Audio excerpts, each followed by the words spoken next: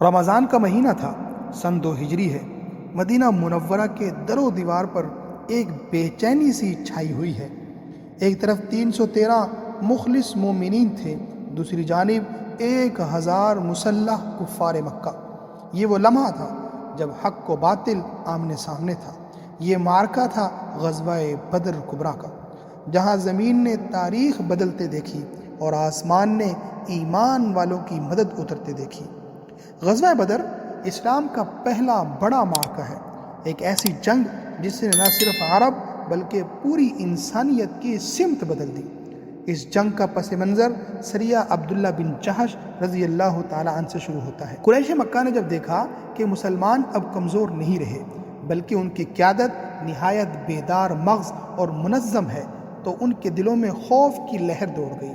انہوں نے اندازہ ہو گیا کہ مدینہ اب صرف ایک بستی نہیں بلکہ ایک منظم ریاست ہے جو قریش کی تجارت کے راستوں پر نظر رکھتی ہے۔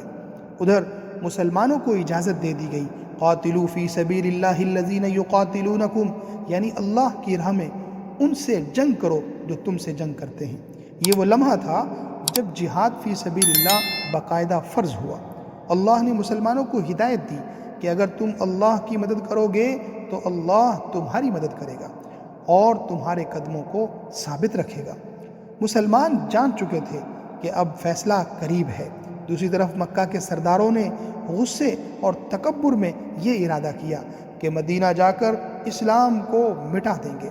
یوں رمضان مبارک 2 ہجری میں کفر اور ایمان کا پہلا تاریخی ٹکراؤ قریب آ گیا۔ ان دنوں ایک اور واقعہ بھی پیش آیا، تحویل قبلہ کا۔ جب قبلہ بیت المقدس سے بدل کر خانہ کعبہ کی طرف ہوا تو مسلمانوں کی صفیں منافقین سے پاک ہو گئیں، اور یہ اعلان تھا کہ اب ایک نیا دور شروع ہو رہا ہے جس کا اختتام صرف مکہ کی فتح پر ہوگا۔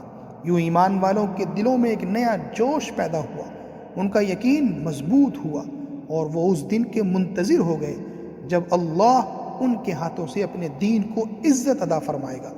غزوہ بدر کے یہ ابتدائی حالات بتاتے ہیں کہ جنگ محض تلواروں کی نہیں بلکہ یہ جنگ ایمان، صبر اور قربانی کا امتحان تھی، اور جلد ہی وہ لمحہ آنے والا تھا جب بدر کی زمین ایمان کی گواہی دینے والی تھی، اور بدر کی زمین یہ بتانے والی تھی کہ اسلام کی جو شعاعیں پھوٹی ہیں اس کے اندر ہمارا پہلا ہاتھ موجود ہے۔